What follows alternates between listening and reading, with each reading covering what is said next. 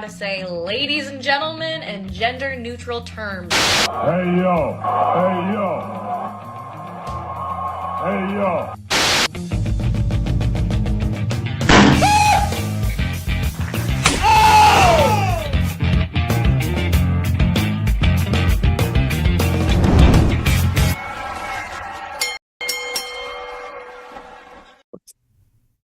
So we're at the part of the show where I kill time and wait for Derek.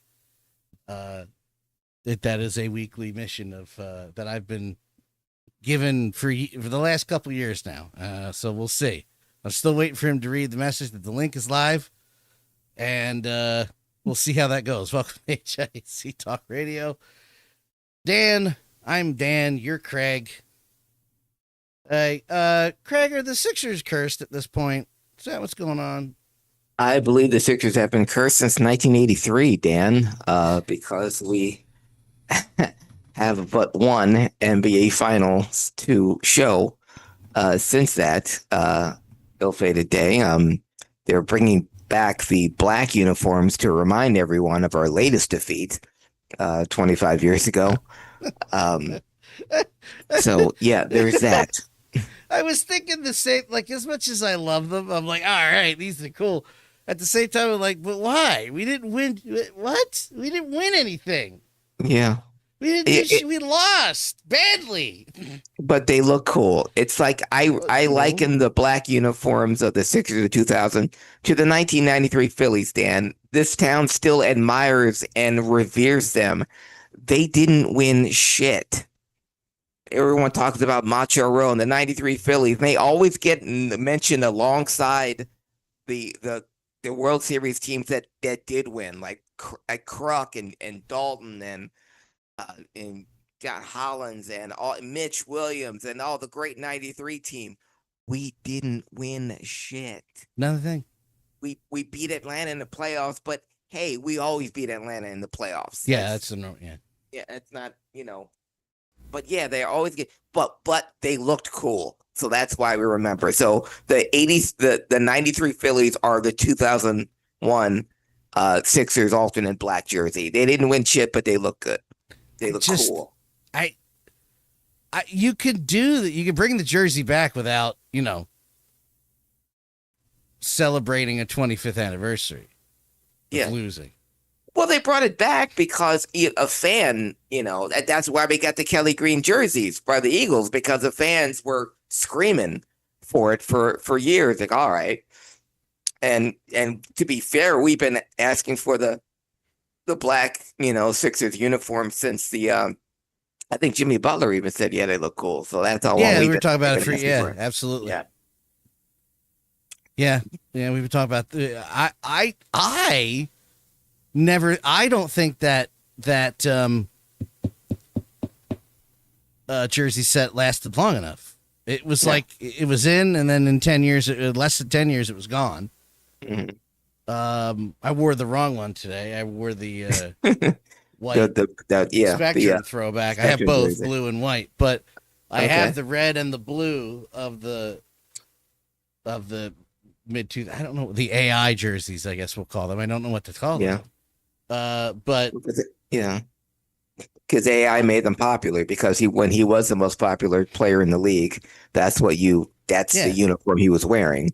So that's why, they call it it's not the artificial intelligence jersey.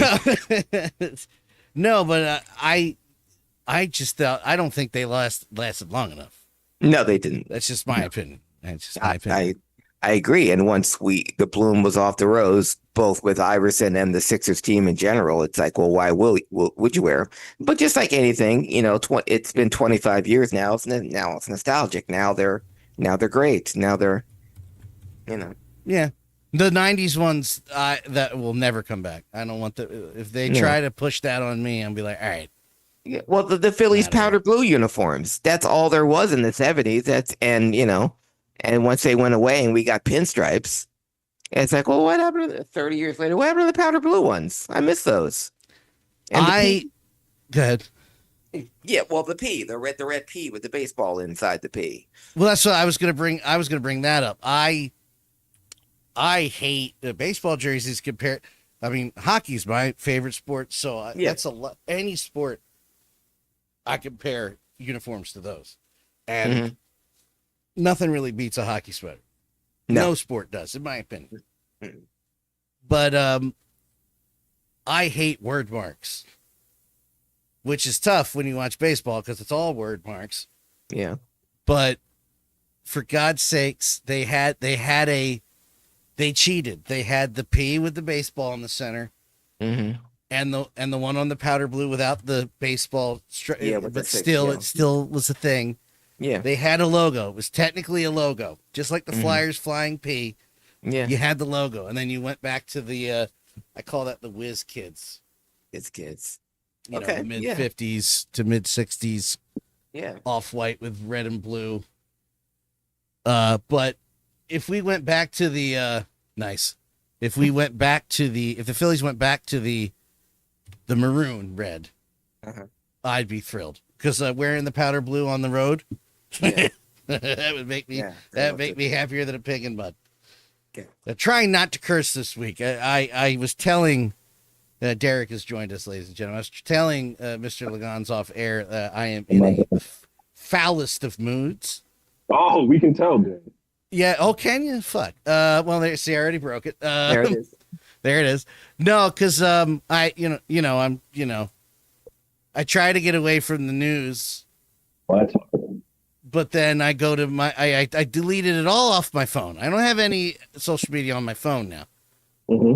Up till earlier today, I still had an Instagram on the phone. I was like, no, you gotta go. I can't do this. But then I go, when I'm done doing work, I go watch YouTube on my TV, and they're throwing the news in my face. So what the frig am I supposed to do? You can't escape it. I don't want to talk about the impending martial law. That's coming. Which I'm going to take out on every one of you motherfuckers that voted for him. Not physically. I'm just never going to let you forget it. Gotcha. Until I die, I'm going to bother you every day. You're going to be 60. If I make it to 60, if you don't unalive me in the great quickening or whatever you're going to call it, I'm going to let you know until the day we're all dead. It's hard I hold you responsible. It's hard. I was on YouTube just watching random videos. That kept popping up, and for some strange reason, which Tamara thinks is hilarious, I keep getting ads for orthopedic shoes for adults. Yeah. And I don't know why, but all right, old man. Yeah, she was like, you know what that means? I mean, I am flat-footed. But, wow. She went right for it. Yeah, she's like, you're flat-footed. I know. All right, you don't have to tell me. I know. Damn. Jesus Christ. But it's all over. It's hard to excuse it. Listen, if you don't want me to talk about it, stop shoving it in my face. Look, I was told sports was a way to get away from politics. This is what I've been told for the last 5 years. And then I turn on sports, and there's politics on sports. So I don't know what's going on. Well, shout out to the Detroit Tigers.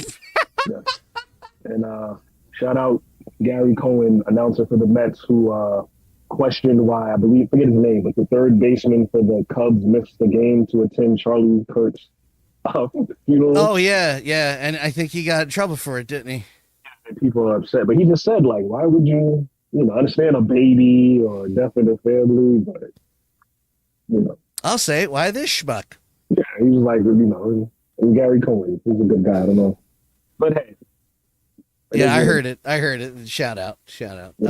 Yeah. So I was telling Craig, I'm like, just don't take it out on them. Don't yell at them. Because I'm just like, I am so friggin' angry right now about what's happening and everybody. There's just a lot of people sitting on their hands. I'm like, oh, okay, we're going to do it this way. Oh, I'm so angry. I swear to God. It's a lot. I thought about you as I was reading about Marsha Slamovich. Marsha Slamovich. Yeah. I was reading all that stuff, and I was just like, wow. Well, the good thing about TNA is I mean, I wasn't going to touch it, but since you brought it up, sorry. No, I'm not. Didn't mean it that came out like. No, I was just going to skip it. And since you brought it up, I was going to say, I'll say to you guys what I said on Twitter. HIAC Talk Radio on Twitter or X or whatever the frig you're calling that fascist app. Well, they are, because they've opened up an investigation. Masha Slamovic has been accused. I say she's been accused, but the evidence is all there of spousal abuse, hardcore spousal abuse. And she let a statement out, which kind of deflected, which, okay, that's good timing, which is better than I could say for some of the other abusers that worked there, but that was my point. So they've opened up an investigation. They can't fire her. No. Because you have Moose, you have Sammy. What else we got?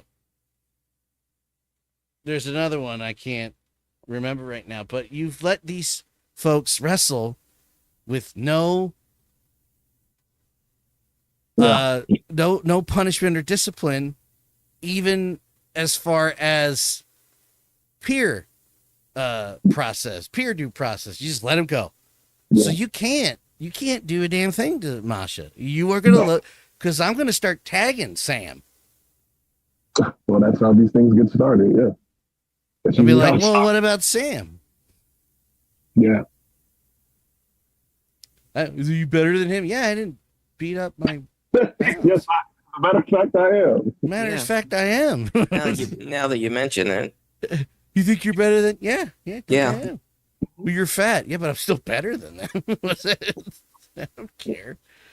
Well, Go ahead. Not for nothing. He's pretty plump these days too. So I was gonna say Karma caught up to Mr. I wasn't sure to use his government name or his work name, but Karma has caught up to him and DJ Hyde in CZW. When they are twice the size as me, and I'm just like, see, being an athlete doesn't mean shit. It doesn't at all. Trust me. A lot of my teammates are. Yeah. I appreciate watching him look like a hefty bag every time. Play this for him and watch him do shit for it. He's got a problem. He can find me. He's always known where I am. Trust me, he knows. I'm not hard to find. In fact, I'll stand out front and wait for him. I say I'll put him in a bag, but then you won't be able to tell the difference. Anyway, hey. So this past weekend was, this is where Derek and I become not friends anymore. This is the part where we lose our collective asshole. Maybe even both of you. Maybe both of you. Boy, am I going to look bad being the cracker. So, you see what he did? So, Wrestlepalooza and AEW All Out was this past weekend. What day is it? It was Saturday. Jesus. They're both them. Yeah, today's Thursday. Sure. I knew it was Thursday only because we're live. Your thoughts first. Woo, my voice cracked. I'm 12. Your thoughts first, guys. Wrestlepalooza thoughts first, I guess. We'll go over the WWE show first.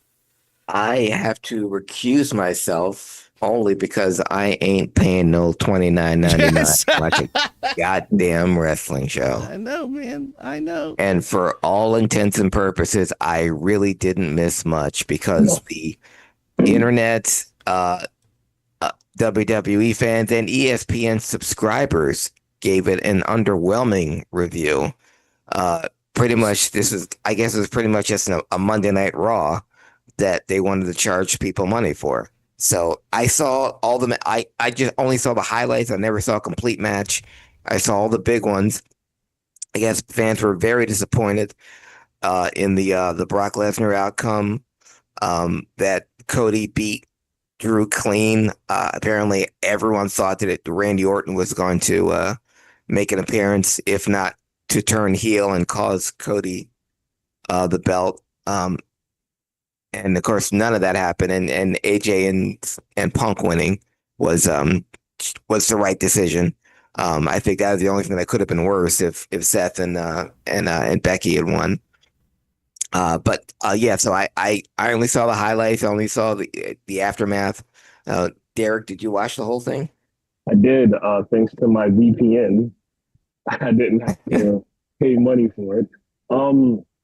It was a That was glorified. Derek that said that, not Dan. Okay. But Dan also has VPN, so lump us both. Yeah, it was a glorified Saturday night main event. They just had Brock on it. Yeah. The only thing I enjoyed the mixed tag match just because it was like very old school. Stephanie Vicor and Io Sky was great. Other than that, everything else was missable. It's funny. I saw reports that McIntyre and Cody both pushed for Drew to win the match, thanks to Randy Orton. And Cody would like go on the chase for the title, but have to go through Randy, which is a very intriguing story. I don't know why they want to go against that. But yeah, no comment. you can tell it was a show that they just put out to take some of the news away from AEW. That show wasn't booked like it was supposed to be better than AEW. It was just there to do it, and I guess it did its job because they took some of the headlines away. But it was a show. If you have to watch one match, I would say watch Io and Stephanie Victor. Oh, definitely, yeah. And the crowd was into it too, and you know the result was, you know, and they worked stiff, they worked great, and the crowd should tell the story because at the end everyone was on their feet, and yeah, they both look great. Did you see it, Dan? Yeah. Okay. Yeah. Not. I thought we were gonna kind of disagree. Apparently not. So I'm not gonna get in. No, it was just. It was there. This is why I loathe wrestling tribalism. I hate it. Full display. I hate it so much. It's on full display. This is why this is why people are upset when they say counter program. If you're going to counter program, at least give me something. Mm-hmm. Don't give me Brock Lesnar doing the same shit he's been doing for 15 years. Don't give me whatever that I don't even remember the rest of what happened. And don't be upset at ESPN calling it straight. First of all, I don't care that they signed a deal with ESPN and they're like, I can't believe they gave them a C. They're on ESPN. What the hell does that matter? Baseball's on ESPN. They're going to give it a write-up. Mm-hmm. You should. They're going to give wrestling right. It was a meh show. It wasn't terrible. It was meh, and it shouldn't have been meh if you were supposed to counter program one of AEW's flagship shows. That's the dumbest thing I've ever seen. Do better. Give me something. The main event was great. AJ Lee coming back was amazing. Couldn't have cared. To me, we're past Brock Lesnar being a special attraction. Yeah. In my opinion, that fit unless you book something worthwhile, not just having him. Well, it was John Cena's idea to lose. I don't care if it was Almighty's idea himself. Not all of his ideas were good. Gestures around. It really put a damper on the show. It was just a waste of time and money. You charge people more money for that. No way, man. No way. The Brock thing is crazy because they highlighted, I think it was the match they had when Brock first came back. And the match, and it was a good match. It was a great match. So you highlight when they did something good and then charge people to see not even a mediocre or a trash version of the stuff you hyped up. I don't understand. I don't get it. Who was that for? I have no idea. Well, definitely wasn't for the kids. They didn't enjoy that at all. Poor babies. But poor babies. And if you want WWE to be better, I don't understand why you're upset that ESPN gave them a C. Because ESPN is one of the few places that are around that can hold them accountable for having a bad show. So you should want them to let them know this is bad. We want better. Yes. Craig, Derek, I know you're not going to argue this point with me. The reason that certain things are as bad as they are right now in general is because of licking butt. Mm-hmm. And you want ESPN to go, that was great, Triple. That was great, Paul. No. And another thing. And another thing. Stephanie McMahon. Hey, congrats. Another McMahon in the Hall of Fame. I'm shockingly shocked. Yeah, right. Yeah. I don't believe that we're still, again, it goes back. It's like a microcosm of the world in general. I don't believe we're still placating the bare minimum bull crap.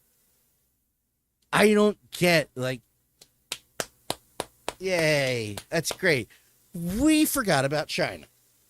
Mm-hmm. I'll say it. No, I'm not going to get over it. And no, I'm never going to live it down. What you both did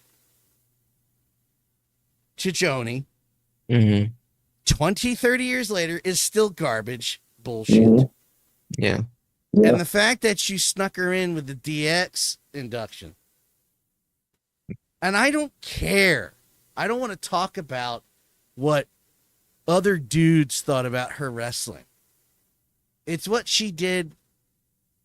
You and I were off air talking about Gail Kim was one of the ladies that took women's wrestlings off of the, how did you put it, Derek? Off of the go ahead. Pillow fight matches. The pillow fighting matches and brought it into the ring off the beds, basically. Chyna was the one who pushed it first. Yes. She was beating up everybody. Yes. She should get nothing. And Sable did her numbers, but for all the love and admiration people give Sable, Chyna should probably get double What that. the fuck did Sable do? You know, they go, people turned in to see her, which is cool. But Chyna, she single-handedly saved Triple H's career because he was going nowhere before she became his bodyguard. She was a major part of DX. She was a star by herself until, like you said, they railroaded the poor woman. She's one of the biggest stars not named Austin, Rock, Goldberg, or Hulk Hogan from that era. Yes. She's the first and only female Intercontinental Champion. Mm-hmm. You know, she held the same title that the men hold now. First woman to ever compete in the Royal Rumble. Mm-hmm.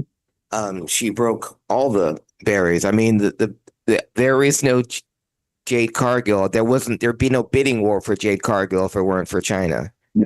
Beth Phoenix, all of them. Chris Statlander, the tall, brawny, physically intimidating women started with Chyna. Obviously, there have been big women before, but not that looked like her. Yes. You could have your Bertha Faye's, your Monster Kongs, and even your Awesome Kongs.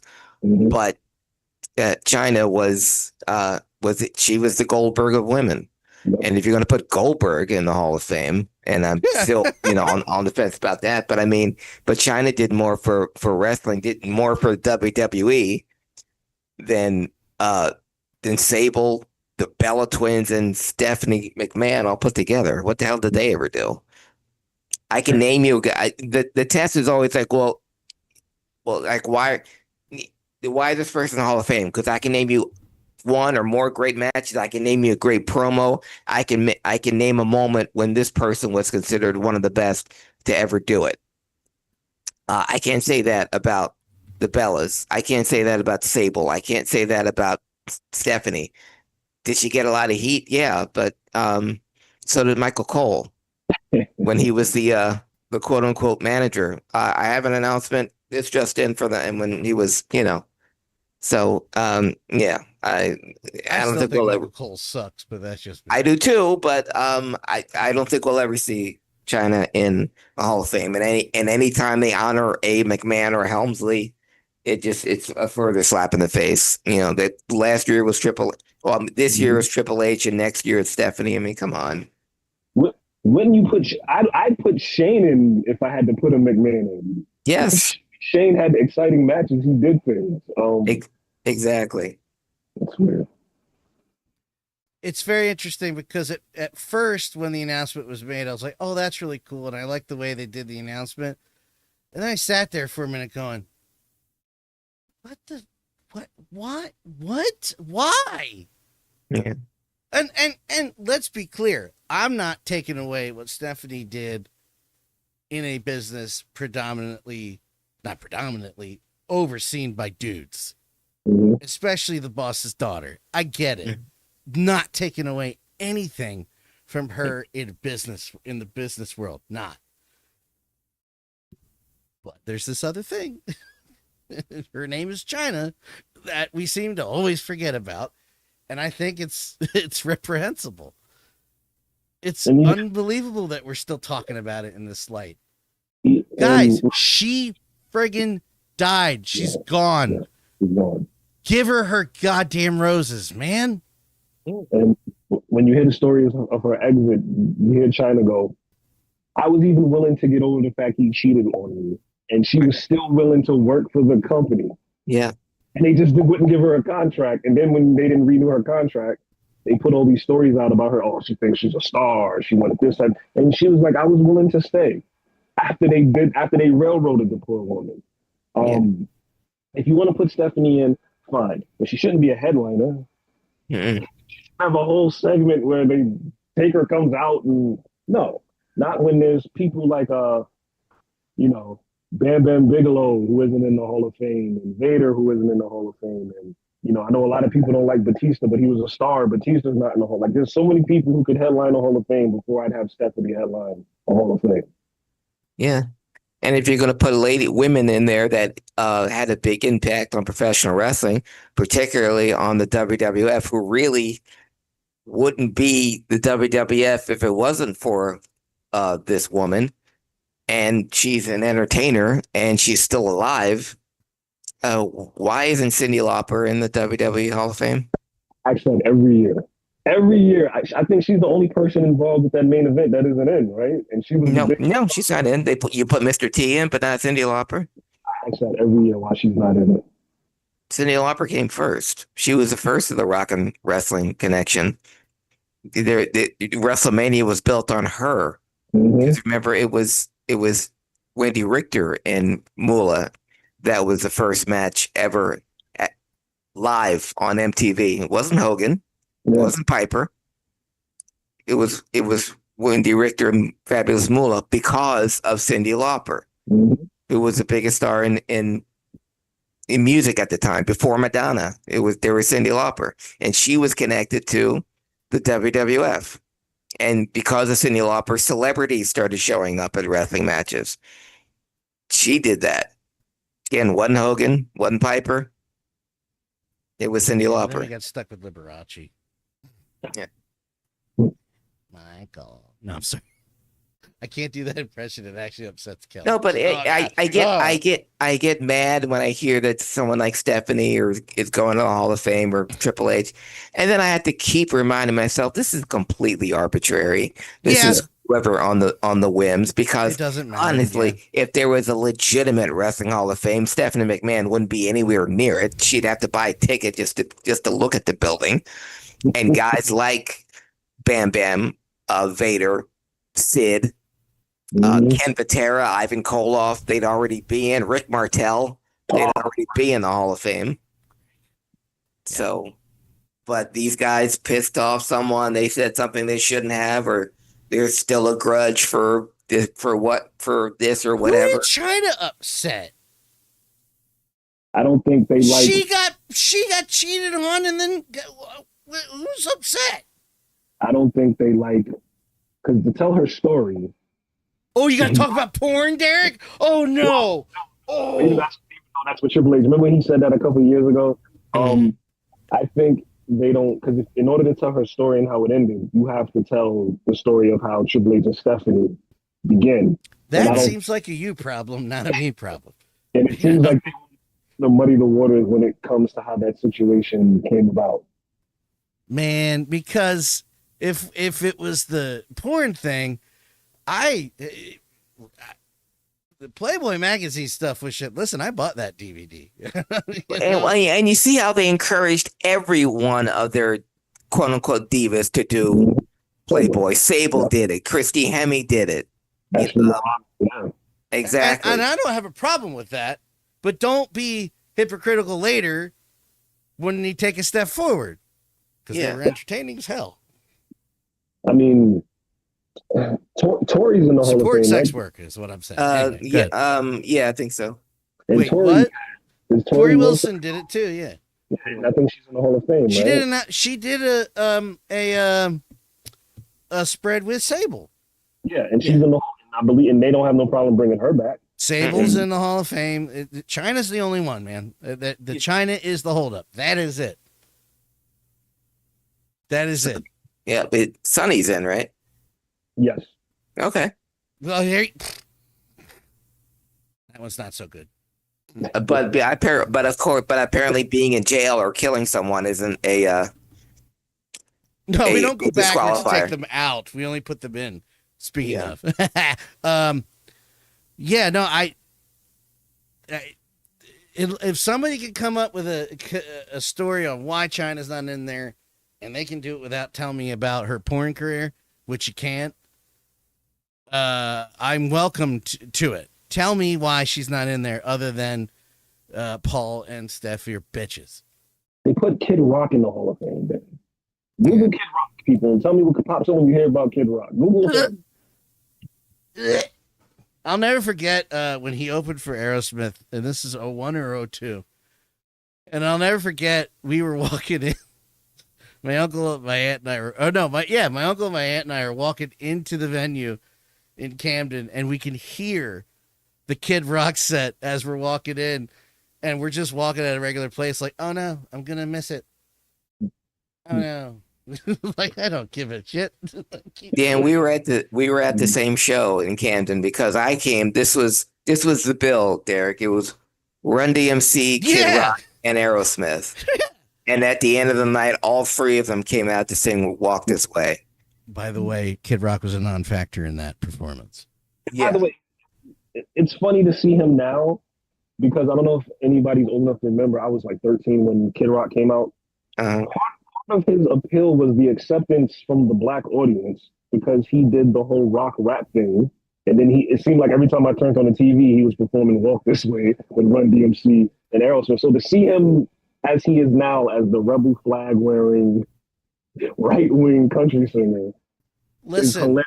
let's get something straight right now. It's all about the money. Mm-hmm. That is it. That the only reason shit is happening right now the way it is for more people to get more money, not to give other people money. It's not for you. No matter how much you think you're part of the club. George Carlin, I don't even remember the year he said it. You are not part of that club. Not all. You are not. You are expendable like everyone else. So just remember that in a week. It's all about the grift. Look at the certain, I'm not going to say his name because I don't want to say his name and I don't want him appearing on my fucking phone. Look at a certain memorial service this past week. It was a giant grift. It was a commercial. It was a It rally. was for money. That's it.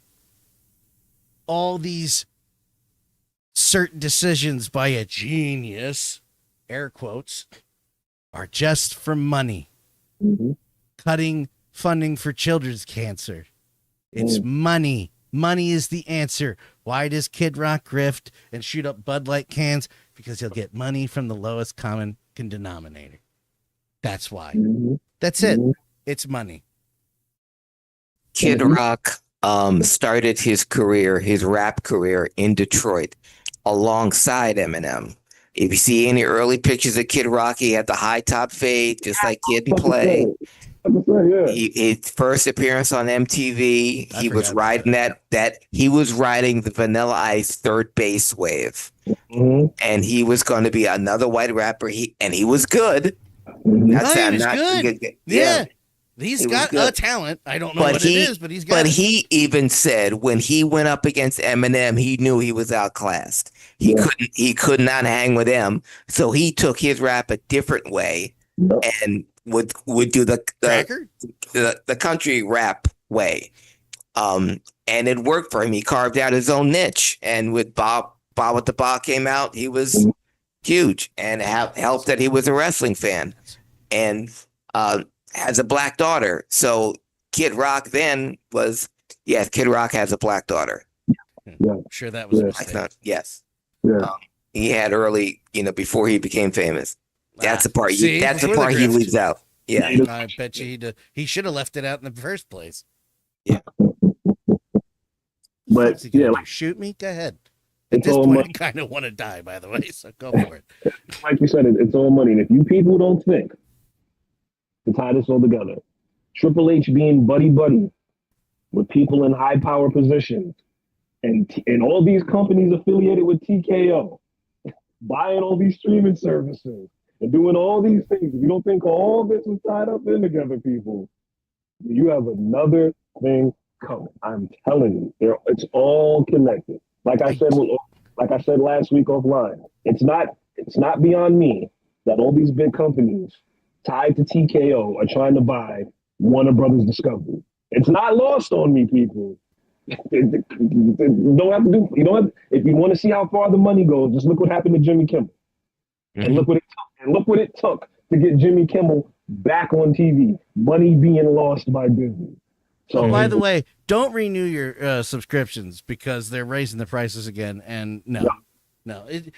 Somebody's got to put their foot down eventually, or we're all going to be destroyed. Like you got to take something back. It's just the answer is there's two answers because people are dumb, and the rich people want money. Yeah. I can't believe generations built on Animal Farm, 1984, Terminator movies, and we're just goose stepping right into history. It's like it never. Enraging to watch. That's all. It's just enraging. What were you gonna say, Derek? No, I was gonna say like we didn't watch all this stuff happening in the movies, or in the 40s and 50s and 60s. I'm not interested in being a drone. No, I just don't have any interest. Anyway. Like I said, my nearly 90-year-old grandmother from Augusta, Georgia, deep south, she watches the news, and sometimes I sit with her and watch it with her because she's suffering from dementia, and she'll just look at the news and she'll go, "It's happening all over again." Yeah. She'll say, how does nobody see what's happening? Did you see the guy running for governor in New Jersey? That I can't say what I was going to say. Did you see him say about maybe desegregation wasn't so great, and then he tried to do the fist pound to the kid. The kid was like, "No, I'm not. Get the fuck away from me. Look, no, you just told me I was less than. You shake this." Yeah, we're not friends. Marsha Warfield. Yes. Her name's Marsha, right? From Night Court, Marsha Warfield. Yes. Yeah, okay. I was like, oh my God, did I just use the wrong first name? She posted on Threads last night, which made me laugh. It made me laugh, and then it made me, I'm going to bring up the point again. She's like, what are we going to do about this Caucasian problem? and I said, I keep thinking, and I can't find the footage. I keep thinking about that interview from that black woman on that Vice documentary that was recorded and released right after the George Floyd protests. Oh, we're tired. Yeah. About we're tired, we're angry, you broke the contract, all we want is equality, and you're lucky that's all we want. Now I'm paraphrasing. Yes, I remember that. Yeah, I think about that. My cracker ass thinks about that almost every day now. Well, every day recently, but I thought about it often. And more recently, every day I'm like, what side do you think I'm going to fight on? Not yours, Adolf. Hell no. You are outnumbered. Yes. Just remember that. That's why they act the way they act, because they know they're outnumbered. This is, and it goes back to my original point during the election. This all goes back to it's fear. They are terrified. And they should be, because you're going to push too far. But yeah, somebody did chime in, and I didn't disagree. another African American woman said, "No, we want equity," and I was Mhm. like, That, "Yeah, is that to ask for as American citizens? Like, it's that's and it's funny because, like I said, I'll go upstairs and I'll talk to my grandmother, and she'll just say certain things to me, and she'll go, "Well, they know how powerful we are, Derek," and I'm like, "Oh yeah," and she'll just tell me something I knew nothing about. She was like, "You know, black people, we saved Cadillac in the '70s. Our dollars saved Cadillac." She goes, Mhm. yeah, she goes, "So yep." we know what we can do," and she Mhm. goes, "And that's why they act the way they act." She goes, "When they hear us say black power, they get afraid because when they say white power, it means something completely different." Mhm. And I was like, "Yeah, you're right. Yeah. You're absolutely correct." I guess I keep wanting to cut because I have other things to talk about. So I'll just we'll be okay. We got time. I just keep thinking about the stupid, repugnant, and racist shit I used to say when I was a kid. Now, to be clear, I never walked up to a black kid and went, like, I never did that. But saying the words as part of the vernacular, like I was cool because I was a stupid little white kid who didn't know anything. And then around 15, 16, watching all my friends still do it. And I'm like,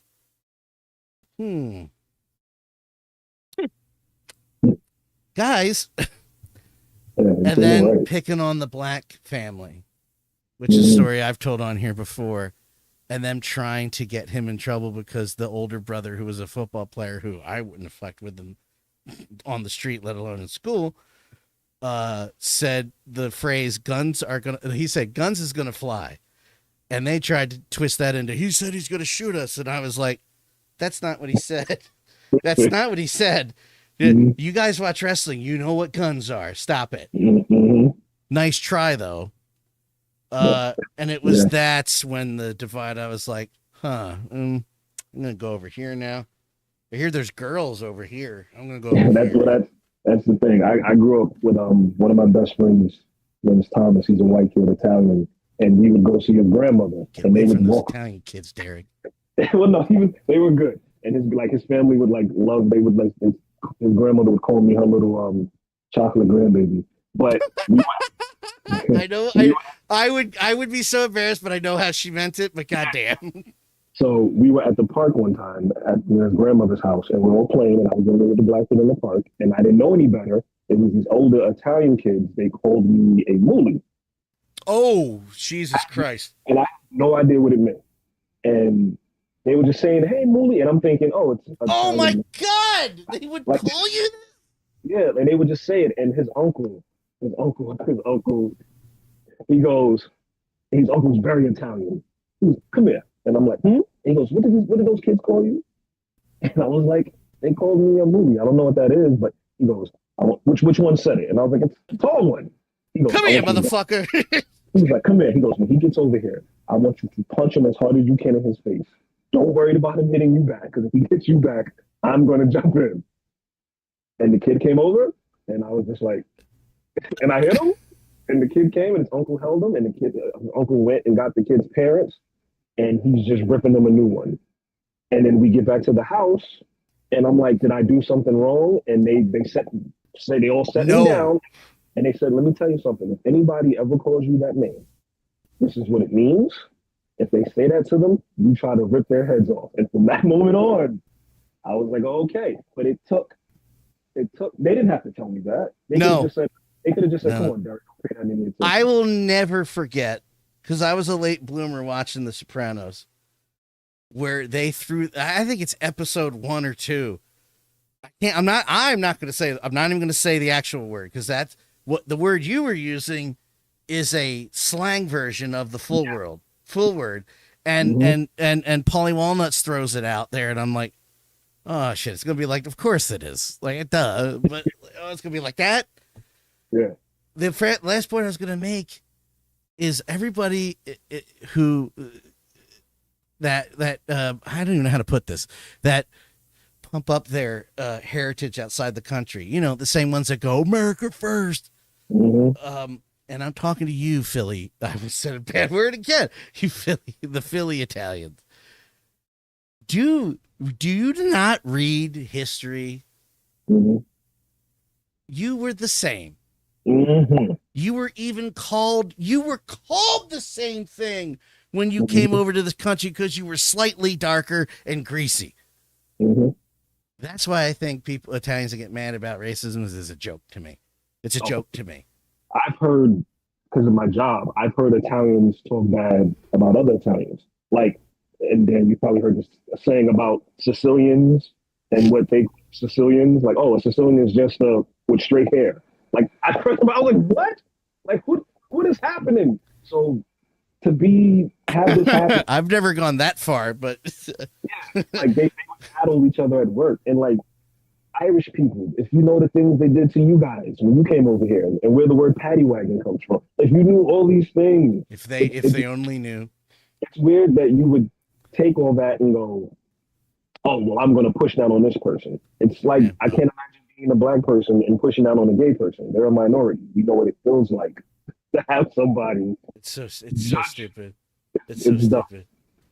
And Craig's like, yeah, no, I've seen it already. It's the same shit from the 60s. I'm just saying, it just, as we talk about it, it occurs to me, I'm like, how have you not read about this? Hello? It's like my grandfather, God rest his soul, he wouldn't let us watch Scarface in his house. He just wouldn't allow it. And I was like, why? It's a good movie. You get older and you watch it as a black man, you go, oh. I get it. Yeah. Yeah, they even throw it's tame in the Godfather movies, but they even throw it in it. They even throw the N-word in Godfather 1 when they're talking about allowing the drugs into the trade. Yeah, just let them they throw it in there, and I'm like, yeah, that's pretty much. Each other, yeah. All right, back to the I got you, Craig. Back to the subject at hand. I know. Sorry. It was just, Sorry. Good to talk about sometimes. It's just Derek will say something. I'm like, that's a good point. Remember those? Anyway, so this is the part where we start tearing each other's heads off. And I just want to preface this by saying I have nothing mean or rude or disrespectful to say about Gail Kim. Gail Kim is one of the greats. Like you said, Derek took it out of the pillow fighting and made it a legit and illegitimate sport. And you have to also, Gail Kim, not to cut you off, Dan, Gail Kim won the Women's World Championship in her first match in WWE. Yes. Yep. No one's ever done that before or since. I don't think a lot of people remember. Yeah. So first of all, put some respect on her name. Yes. But she was critiquing Riho and her size. Well, she critiqued two things. One of them I absolutely agree with. The camera angles. Yeah. That's come on. What are you doing? Come on. Stop it. Get off her ass. Get out from the leg. You're doing. I know what you're doing. Stop doing that. I don't think anybody here will disagree. Number one. Number two, the part about her being too small. How is this believable? It looks like crap. You guys, we started a passionate conversation where Craig had to mute the notifications on in his Facebook because I was going off. But you guys start off. Craig, you start because I think you'll align with Gail Kim's thoughts on this. I do, and women wrestling as a whole are going to be smaller than men. Why we made such a big deal about Chyna, because of her size, yeah. and why women like her and Beth Phoenix, the ones that are physically intimidating. Jade Cargill is what Chyna was then is what Jade Cargill is now. And that's what makes them stand out. But women as a whole in any wrestling company are going to be smaller than the men. They walk in under the second rope to get into the ring. That's the norm. And given that Alexa Bliss is next to Rhea, arguably the most popular wrestler they have there, Stephanie Bakura, Stephanie McCour and Io had the match of the year, or had the match of the night on Saturday. Yes, Both they of them did. Yes, are, we forgot to mention that. They had an Yeah. amazing match on both of them are Saturday, yeah. barely 5 feet tall. So women, small women being in wrestling is not a thing. The criticism of Riho is why she is booked like she's Chyna. Why is she beating people, that she shouldn't be beating? Her size is irrelevant. I guess it was her skill and the way she's pushed that Gail Kim has a problem with, and I do too. And there's nothing. I don't have anything wrong with Riho.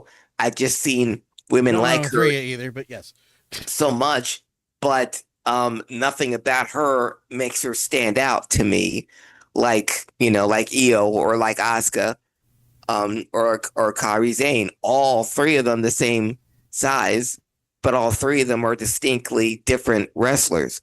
I've seen a Riho before. It's I echo Gail Kim's statement only because I don't see Riho as a main event player the way that AEW does. But I think that's more of a Kenny Omega decision or factor than it is anything else. But I could be wrong. Derek, do you see anything in Riho that's worth investing in? No, and that's it. I think people lose track of how this all started. Somebody, because Gail started off by talking about deathmatch wrestling. That's where all this started. I didn't even see the beginning of it, to be honest. Yeah. And then somebody came to her and was like, "Well, what do you think about Jim Cornette talking about small Asian women?"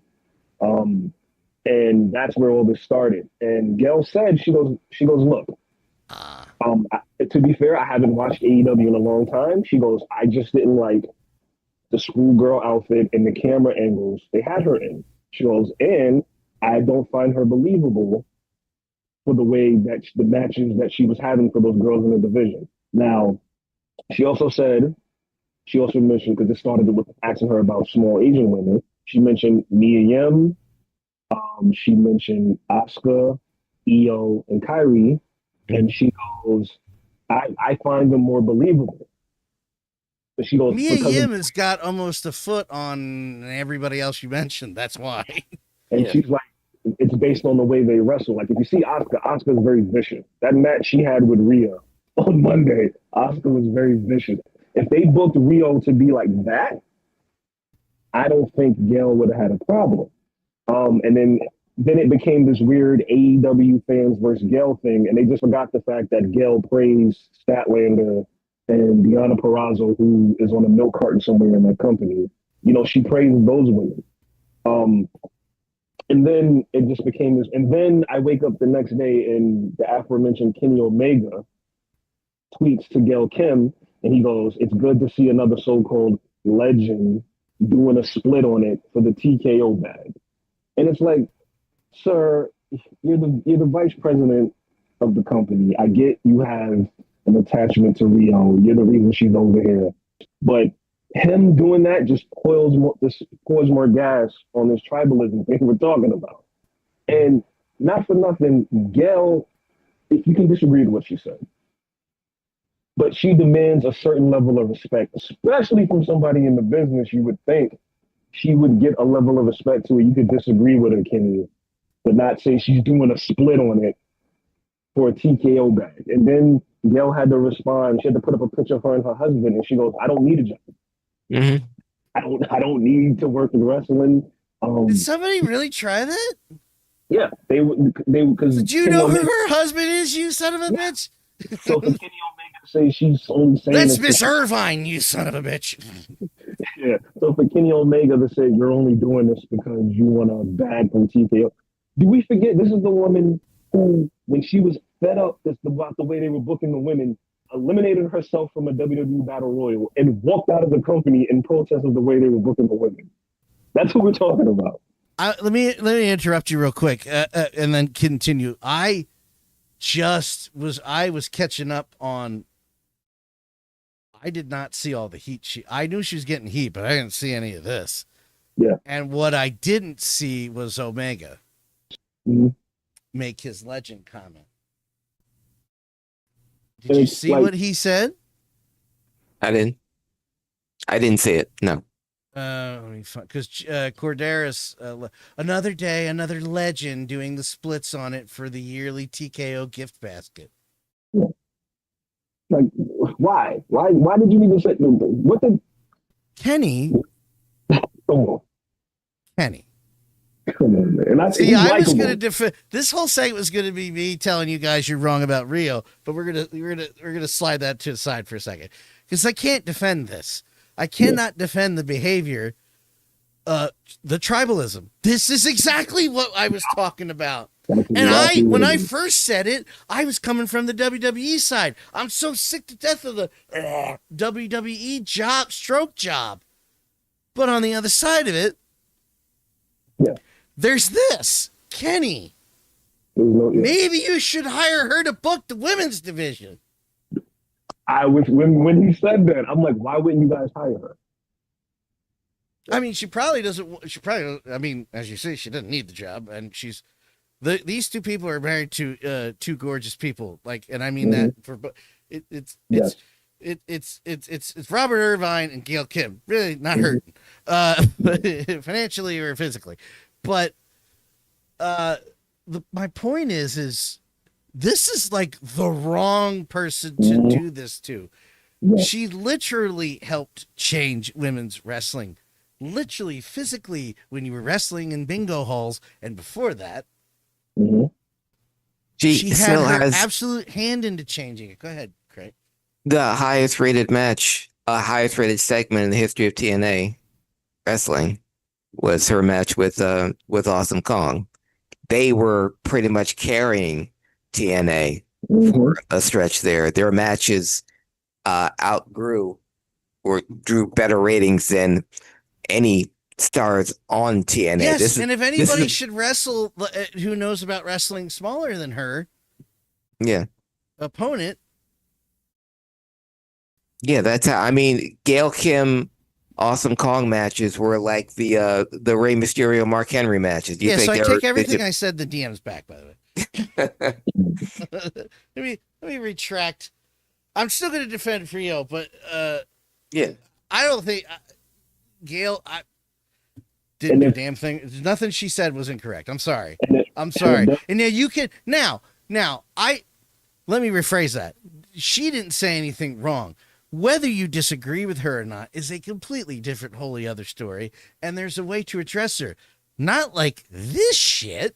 Mm-hmm.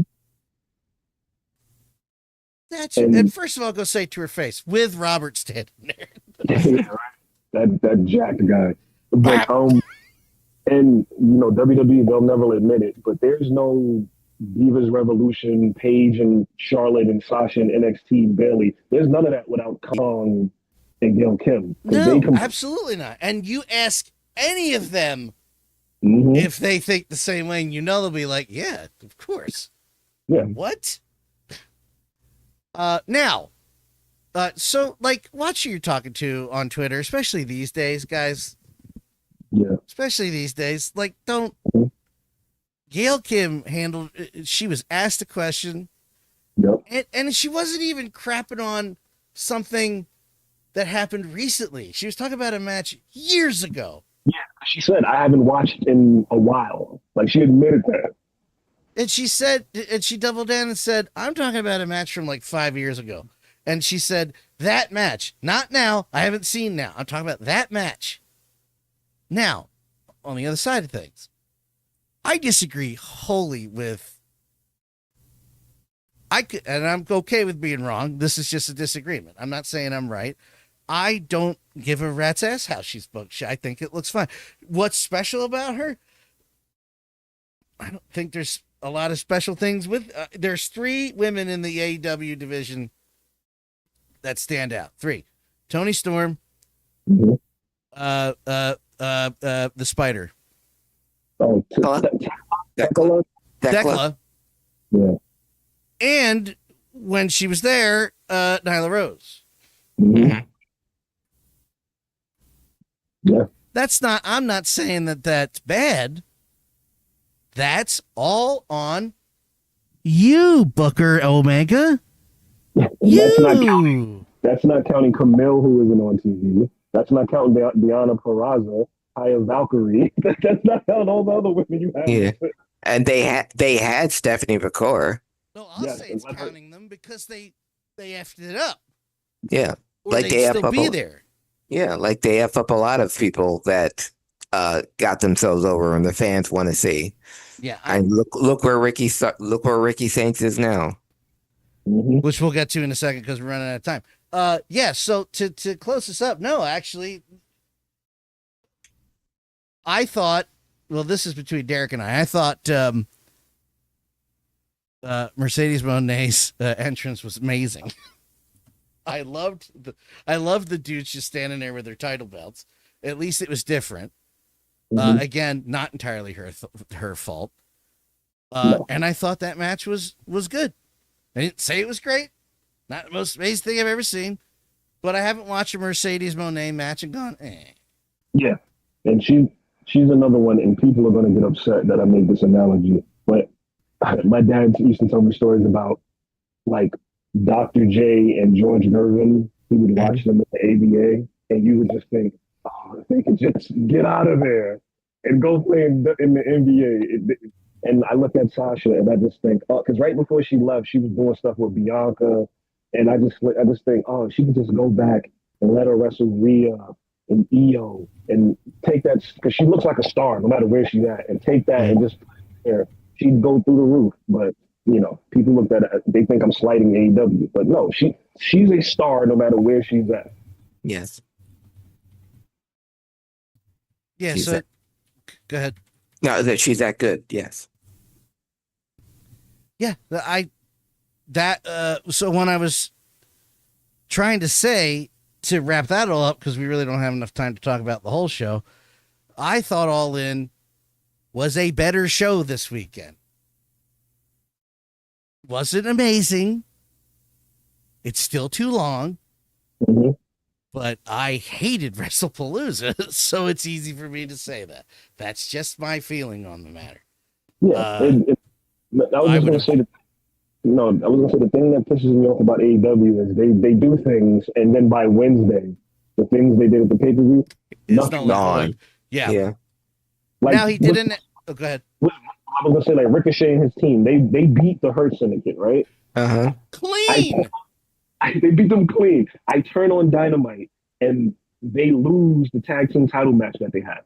Why do I care about them? Yeah. Why do I care?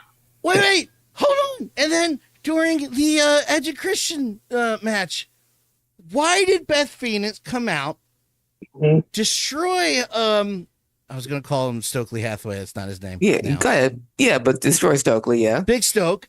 Yeah. Destroyed Big Stoke, and then 5 minutes later, Edge is handcuffed to the ring, and they beat the holy hell out of her. Yeah. Why did that happen after the match was over? Well, that's a long tradition of AEW. Their first appearance, especially a fan favorite, someone that the fans know, you bringing out Beth Phoenix. Well, for once, they did it right. They brought her out on a pay-per-view, making her, AEW debut. Yeah. And then they have her spike pile drive. After she gets the 5 minutes later, she carries out Stokely. She takes out Stokely, and that should have been the first time Stokely should have ever been touched by anyone. Stupid. It should have been Beth Phoenix, which they couldn't call her Beth Phoenix. They call her Beth, which is fine. But I don't know why they didn't go with Phoenix, but whatever. And then they have her spike pile drive and carried out. So again, it went way too long. After the spear on Stokely and the spear on Edge, that's your finish. That's it. Yes. Spear by Edge on Dax, that's your finish right there. Nope, kick out. Got to keep going. By the way, Big Stokely sold that so well. I love that. I love that man to death. Then I saw people comparing it. Well, you remember when Edge fought Finn and Rhea attacked Beth? I'm like, yes, but that led to a match between Beth and Rhea down the road.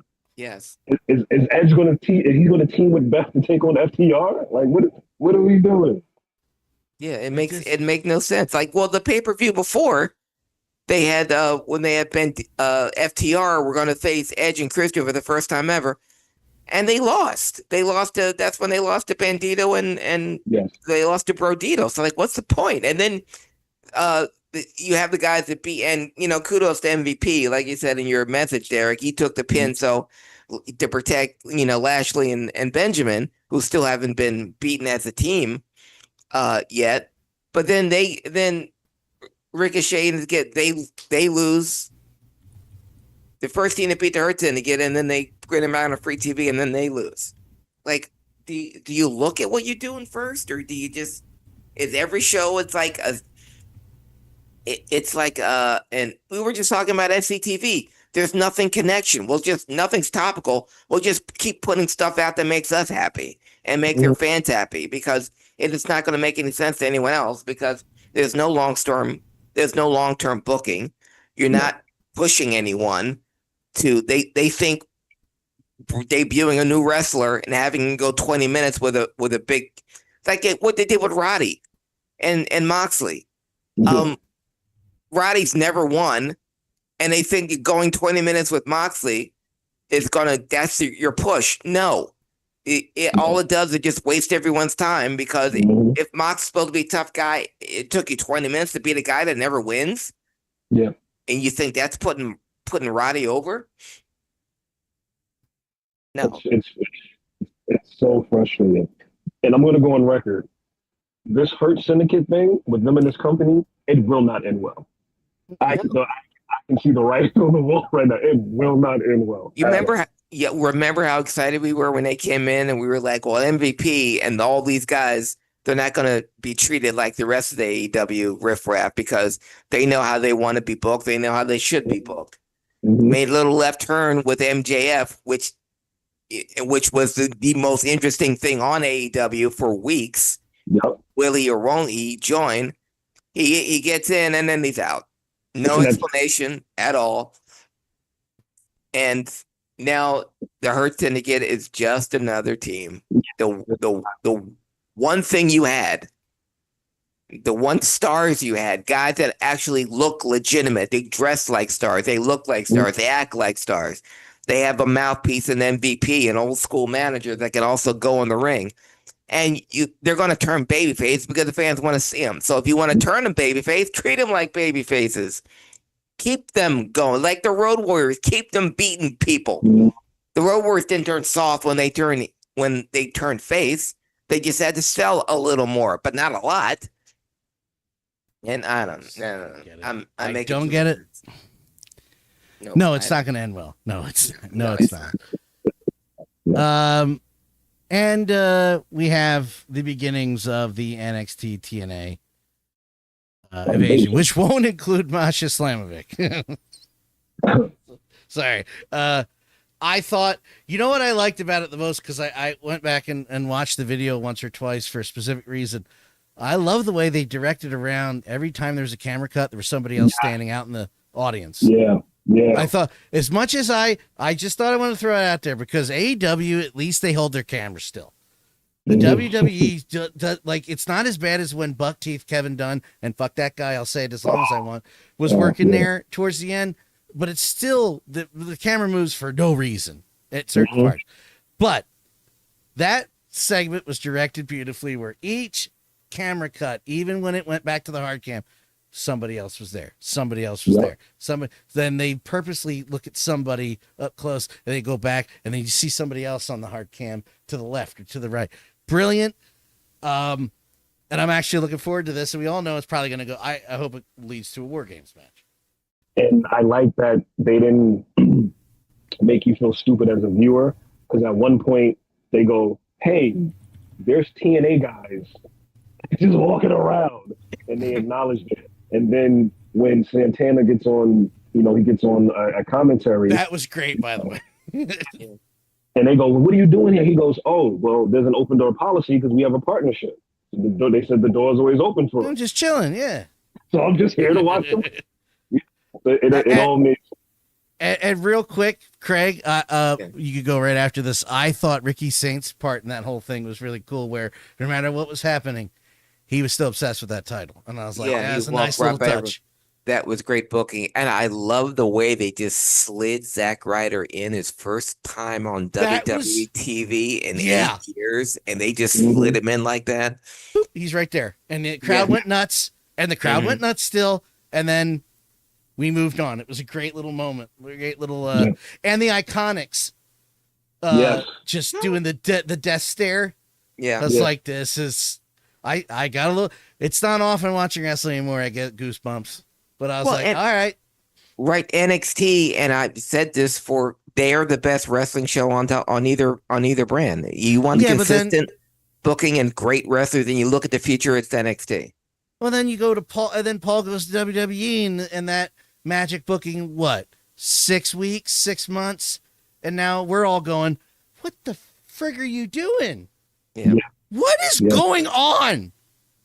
Sean might be the best booker in wrestling, and he can't even see straight. Sorry, Sean. And he can barely walk, but he's made the most stars. I have a lazy eye too. I don't want to hear it. Yeah, but Sean has made the most stars, and Triple H has taken that away. So it's like Jordan Grace is up there, and I'm like, I don't know if I don't want her to leave now. I don't want anybody to leave now. Triple H is doing to Sean what Vince did to Triple H, because Sean makes these stars, and then he took Julia and Stephanie McCoy in one fell swoop. Just took both of them. Yep. And but my other favorite part about the invasion is it made sense to have ex-WWE people there. So the fact that the Iconics were there, that Cedric Alexander was there, Eric Young was there, it made sense that they were there to be with the other people. Also, I'll watch Obafemi and Trick Williams until I'm dead. Oh, by the way, Oba, I hate to say somebody's outgrown that show, but Oba, he's a main event guy on the main. He's a main event guy. He's absolutely outgrown that show. Unfortunately, to we're in this little crossroads where I'm afraid what's going to happen when he leaves. Yeah. The best way to use Oba, and if you use Brock to put Oba over. If you're going to keep Brock, his only reason to be there is to put over Oba. I thought it should have been Gunther, but for now, if Brock is going to be around, use him to put guys over, and Oba's got to be number one. Brother, I agree with you, but will they? I think that's more Paul than Brock. Yeah. As far as I'm concerned, I would use Oba because I wonder if they're going to do the whole Brock Braun thing now. Yeah, I would use Oba. He would be the guy. I'd have him beat Cena in Cena's last match. Either him or Gunther would be my two candidates to beat Cena on the way out. Yeah. Okay. Yeah. They just got to convince somebody to do it right. We'll see. But Oba's got to be by the end of the year. If not Survivor Series, then it's time. Royal Rumble. It's time for him. I'm just terrified what they're gonna do. I know. Yeah. Anyway, dinner time, Eric. Dinner time for everybody, ladies and gentlemen. Craig, where can people follow you? They can follow me if they want to on Facebook, Instagram, Twitter, Threads, and TikTok. Go at Craig Ligons, CRAIGLIGGEONS. I cut you off, and I'm a terrible person for it. No. Yeah, right there. That's how you spell it, right there in the bottom corner. I got to come up with little. Well, you're going to see that pop up at the end. So if you're watching, you're going to see the tag pop up. Derek, if you want to follow Derek, don't. He's not on social media. He doesn't want to be. He doesn't want you to follow. If you would like to talk to Derek, every Thursday at 6-ish, we are live. We are live. If you have something to say to Derek, you can say it here. danlaw.tv or go to the HIAC Talk Radio _2 YouTube page to watch us live. Follow me. Just go to danlaw.tv because I've also erased TikTok. I'm slowly dwindling down social medias because I am getting over it, as you could tell by our conversation earlier. But danlaw.tv. Follow me there. For Craig Ligons and Derek McDonald, I am the above average comedian. For God's sake, smarten up and keep it on the friggin' paper. Good night. All right, our audio. Oh.